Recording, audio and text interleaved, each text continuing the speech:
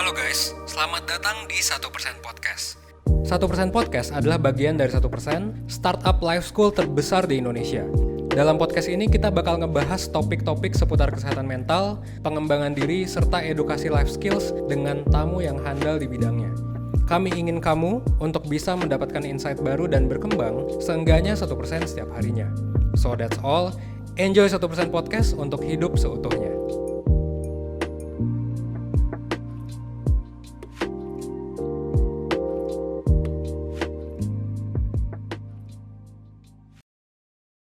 Kalau ngomongin soal toxic family, ini tuh adalah hal-hal yang sangat umum sekali ya terjadi di Indonesia. Ketika misalnya orang tuanya tiba-tiba beli sesuatu, anaknya yang harus nyicilin. Ketika tiba-tiba adik kita gitu ya pinjol gitu, kakaknya yang harus bayarin. Ketika kita sendiri yang pinjol, ternyata nggak ada yang mau bayarin kita. Ya, jadi selamat datang di podcast Kelas Kehidupan. Kali ini gue bakal bahas soal gimana cara menghadapi keluarga toksik, termasuk Anda juga yang toksik ya. Semoga aja Anda tidak toksik guys. Ya, stay tune ya. Oke, pertama, jadi kalau ngomongin soal keluarga toksik, sebetulnya penyebab keluarga toksik tuh adalah, menurut gue sih intinya adalah edukasi ya. Jadi karena memang selama ini kita nggak dilatih, nggak disuruh belajar soal ya gimana cara jadi tidak toksik gitu. Di sekolah tuh kita nggak pernah belajar kayak gitu. Malah justru kebanyakan ketoksikan tuh kita pelajari di sekolah nggak sih? Kayak misalnya perpeloncoan gitu kan, hormat ke senior, terus juga feodalisme lah kayak gitu-gitu kan, suntangan dan lain sebagainya. Kok orang tua harus hormat? Kalau orang tuanya goblok gimana gitu kan? Ya nggak ada kasus di buku PPKN gitu. Ketika orang tua Anda goblok kan harus enggak kan gitu, selalu yang ada adalah hormati orang tua dan sebagainya. Yang mana bagus ya, itu budaya yang sangat ya Indonesia lah, ketimuran gitu.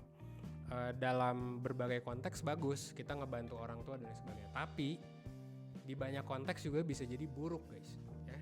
Gimana kalau orang tua kita tiba-tiba nyicil mobil gitu, terus kita yang harus bayarin gitu. Atau mereka tiba-tiba ngutang banyak, kita yang harus bayarin gitu. Nah ini yang harus lu pelajari. Nah terus gimana cara mengatasinya? Ya, cara mengatasinya simple. Pertama, ya, jangan lupa kasih batasan antara lu dan keluarga. Gue tahu memang keluarga itu adalah hal yang menurut orang-orang ya itu adalah hal yang paling penting di dunia dan yang mana gue setuju. Tapi hati-hati juga bahwa ya melakukan apapun buat keluarga tuh juga nggak selalu benar guys. Gitu. Jadi kayak kalau gue sih gue selalu ngasih batasan dan gue selalu ngeliat juga. Nah, kalau misalnya ada beberapa nih keluarga gue yang dia kagak bisa ngatur duit, kagak bisa apa, gue kagak mau bayarin. Mau dia utang segimanapun gue nggak mau bayarin sih kalau memang dia nggak bisa bertanggung jawab soal itu. Jadi pertama gue harus lihat dulu keluarganya tuh kayak gimana dan gue jadi bisa tahu akhirnya bantuan apa yang paling tepat untuk keluarga tersebut. Kalau nggak bisa ngatur duit, kasihnya apa ya? Bisa kasih beras, ya, bisa kasih makanannya langsung, gitu ya. Bisa kasih pokoknya hal-hal yang ini orang nggak bakal fuck up nih ketika megang ini. Bahkan kalau bisa yang kedua, ya, dikasihnya itu adalah hal yang bisa mengembangkan diri mereka. Instead of dikasih duit langsung cash, mendingan kasih tools gitu. Misalnya kasih alat yang bisa mereka pakai untuk menghasilkan duit. Contohnya misal di rumah lu buka warung ya. Terus kayak ini kelola. Kalau warungnya fuck up gimana? Ya udah anggap aja lu trial and error kan gitu. Tapi habis itu kalau misalnya fuck up jangan dikasih warung lagi. Kalau misalnya oke, ya udah warungnya lu upgrade gitu. Nanti sharing profit. Jadi lu untung dan keluarga lu juga untung gitu ya. Jadi pertama kasih boundaries, kedua lu lihat ini aspek kepribadian keluarga lu tuh kayak gimana. Ketiga, jangan kasih ikannya, kasih alat pancingnya gitu ya. Nah terus kalau misalnya gue diomelin Van, gue dibilang durhaka dan lain sebagainya, ya gak masalah gitu. Karena kalau misalnya memang ngomongin durhaka gitu mah kagak ngomongin duit cuy gitu. Kalau misalnya lu lihat berbagai macam literatur gitu atau ya mungkin agama gitu soal itu, sebenarnya bukan masalah duit sih, bukan masalah apa ya, ngebangkangnya tuh kayaknya bukan yang versi Indonesia deh. Versi Indonesia kan biasanya kita nggak ngasih duit dibilangnya durhaka dan lain sebagainya gitu, padahal kan ya kalau menurut kita itu adalah keputusan terbaik, ya bukan durhaka dong namanya gitu. Itu namanya justru mengambil keputusan yang tepat gitu kan. Jadi kayak kalau lu dibilang hal aneh-aneh kayak durhaka dan sebagainya, ya udah santai aja gitu.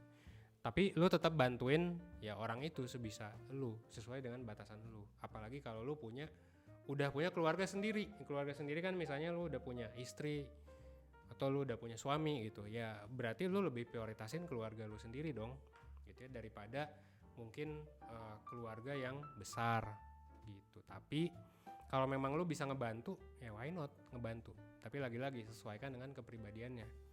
Kalau memang lu ngerasa duit yang lu kasih nggak bakal berguna atau bakal dihambur-hamburin, mendingan jangan gitu ya. Dan kalau menurut gue sih, kalau misalnya memang ternyata ini keluarga susah banget untuk berubah, itu gue sangat menyarankan untuk ya dibeliin terapi ke psikolog, konseling gitu dan lain sebagainya, karena jujur akan sangat ngebantu sih kalau misalnya memang si keluarga ini atau bahkan elunya sendiri, lu dapat teman curhat dan juga teman curhatnya itu bisa nyaranin sesuatu yang bisa berguna buat keluarga lu gitu ya. Jadi silakan ke 1%.net atau lifecompanion.id.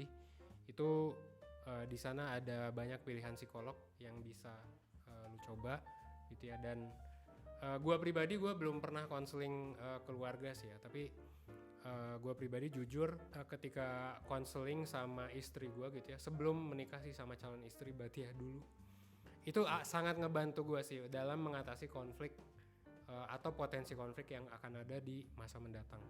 Jadi ya seperti itu sih. Ya mungkin sekian dari gue tentang gimana cara menghadapi keluarga yang toksik. Tapi yang jelas yang utama adalah jangan lupa ingat harus ada batasan gitu. Jangan sampai nanti lu ngeluh-ngeluh tapi tetap dikasih aja duit terus. Itu coba dihindari tuh yang seperti itu ya gitu. Gue Evan dari 1%. Well, thanks.